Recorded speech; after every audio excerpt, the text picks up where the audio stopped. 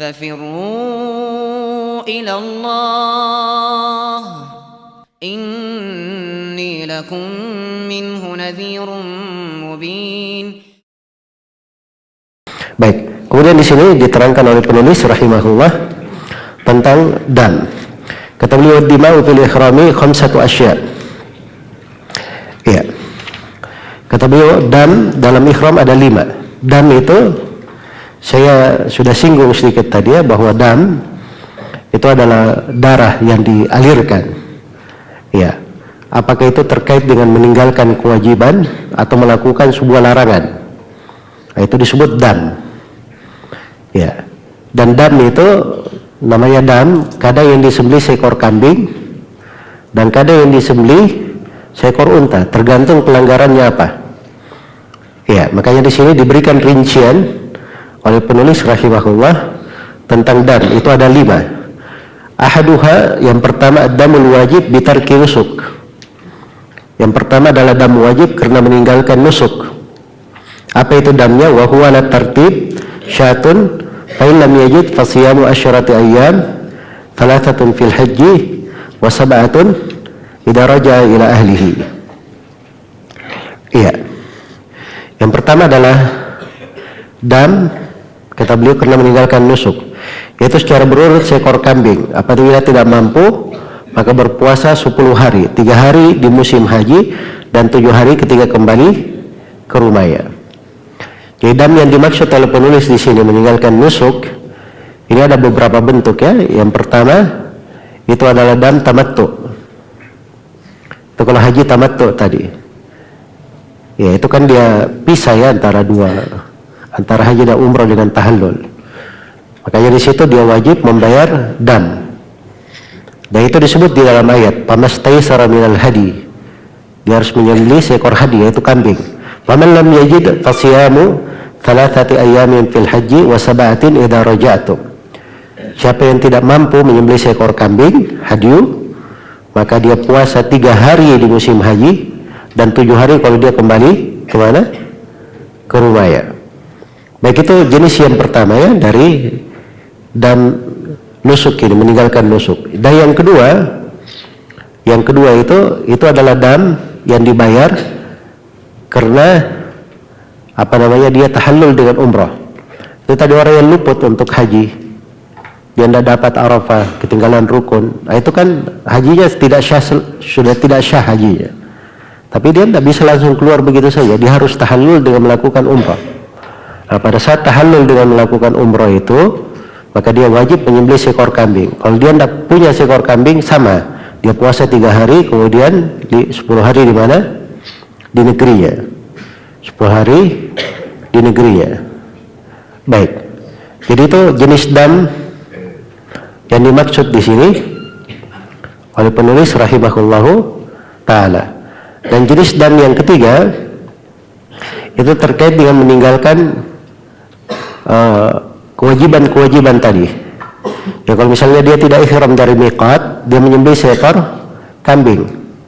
Kalau dia tidak mampu menyembelih seekor kambing, dia puasa 3 hari di musim haji, 7 hari ketika dia kembali.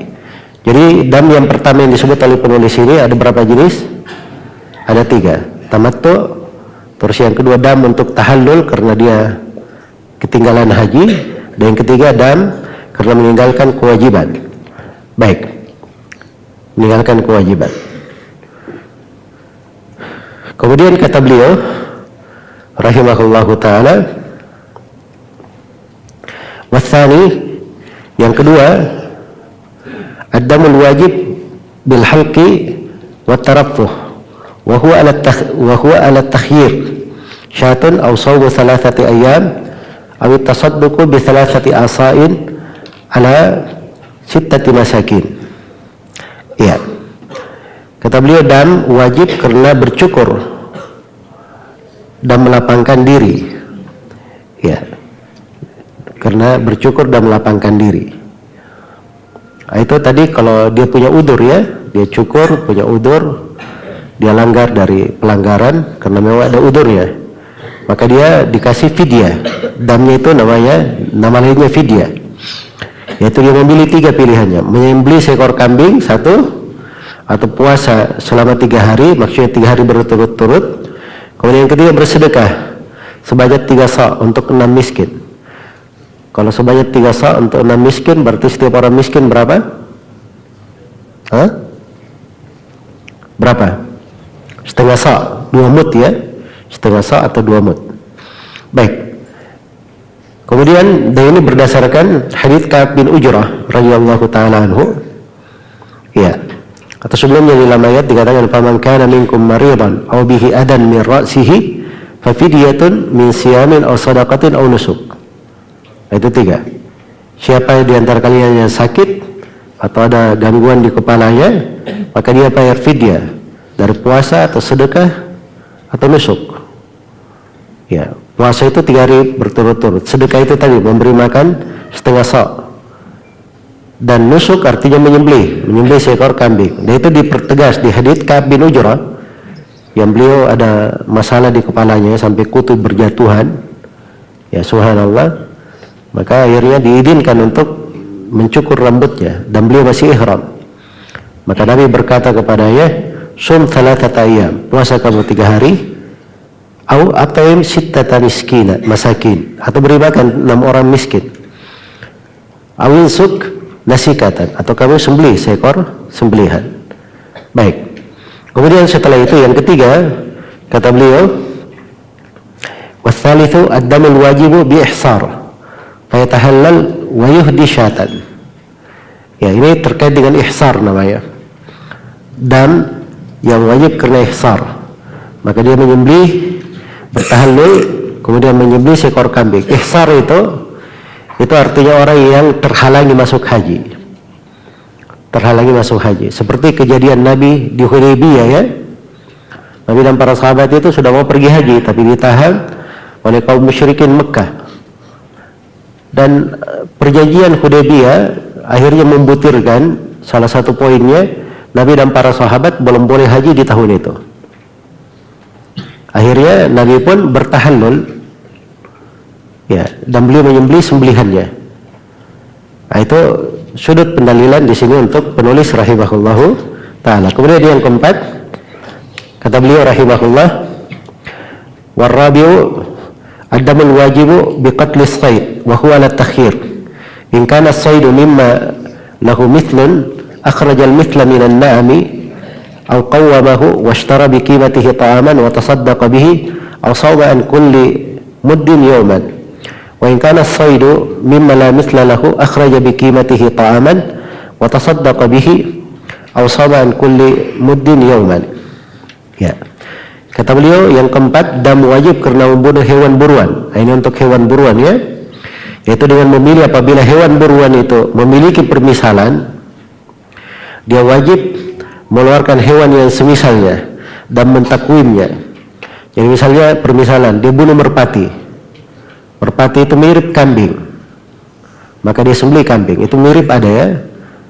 Misalnya dia bunuh burung onta, ya, maka dia sembelih seekor onta. Nah, itu ada hukum di tengah para sahabat beberapa hewan. Ini kalau dia sembelih ini, dia menyembelih seekor sapi. Dia sembelih ini menyembelih seekor onta. Itu ada hukumnya. Nah, kalau ada permisalannya, nah itu yang ditempuh. Diambil permisalannya. Jelas ya? Kalau dia tidak memberi permisalannya, maka ditakwim.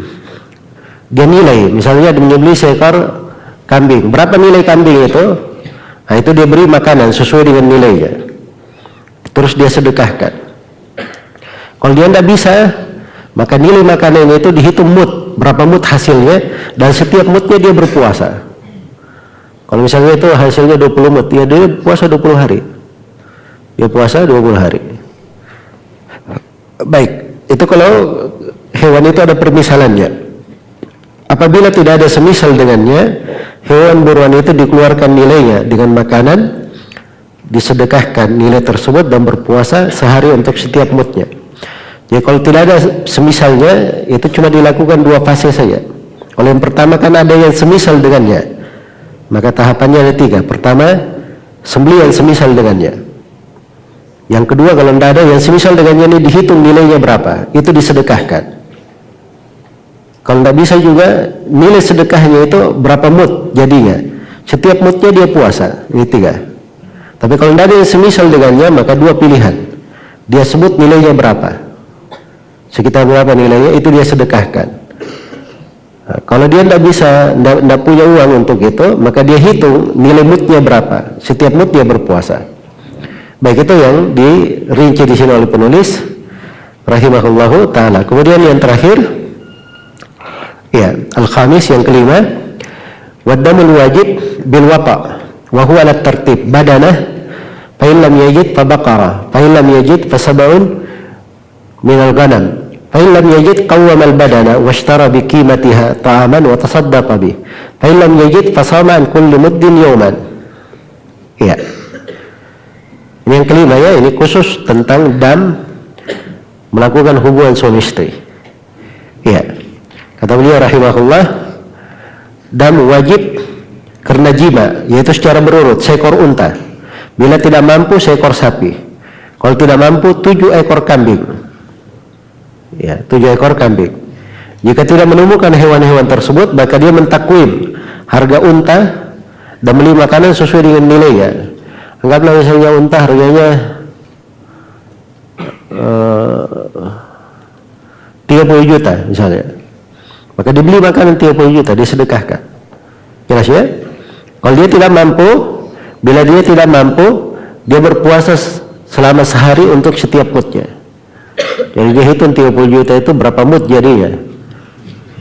Nah, kalau jadi 100 hari, dia puasa 100 hari. Jelasnya 100 mood berarti dia puasa 100 hari. Baik.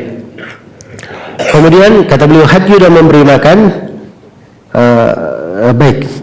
Sampai situ selesai, ya, di pembahasan dam ini, urutannya. Nah, sekarang beliau kasih ketentuan terakhir di sini. Wala yujzi'ul hadyu walal it'am illa bil haram. Kata beliau, hadyu dan memberi makan tidaklah syah kecuali bila dilakukan di tanah haram. Iya. Wa yujzi'uhu in yasumu haitsu sya'. Ya. Sedangkan berpuasa adalah syah dilakukan di mana saja. Nah, kalau memberi makan, tidak boleh diberi makan di Indonesia, ya. Diberi makan harus di mana? Di tanah haram. Menyembelih juga, disembelih di tanah haram. Disembelih di tanah haram. Dan ini beda, ya. Kalau hadyu itu sembelihan, boleh dia makan sebagiannya, boleh dia sedekahkan sebagiannya, dihadiahkan sebagiannya. Tapi kalau dam, tidak boleh dia makan sama sekali. Itu perbedaan lain, ya. Tidak boleh dimakan sama sekali. Baik. Kemudian kalau puasa itu boleh dilakukan di mana saja. Iya.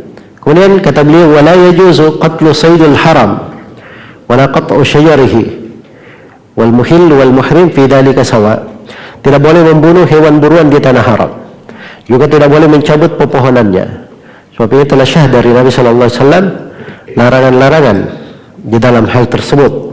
Ya, panjangnya kalau saya sebut hadits-haditsnya. Yang jelas membunuh hewan buruan itu sudah tegas. Ya ayyuhalladzina amanu la taqtulus sayda wa antum hurum. Wahai orang-orang yang beriman, jangan kalian membunuh hewan buruan dan kalian sedang ihram. Iya. Itu penegasan. Sebagaimana tidak boleh dicabut pepohonannya. Dan itu datang di dalam banyak hadits tentang keagungan kota Mekah dan kota Madinah. Kemudian dikatakan wal muhil wal muhrim fi dzalika sawa. Iya. Hukum tersebut adalah sama terhadap orang yang halal dan orang yang muhrim. Orang yang halal maksudnya orang yang tidak sedang ihram, tidak sedang haji atau umrah. Orang muhrim juga haram. Baik, ini akhir dari pembahasan Kitabul Hajj. Bab muamalah insyaallah kita lanjutkan nanti setelah salat zuhur. Subhanakallahumma wa bihamdik, asyhadu an la ilaha illa anta, astaghfiruka wa atubu ilaik, walhamdulillahirabbil alamin.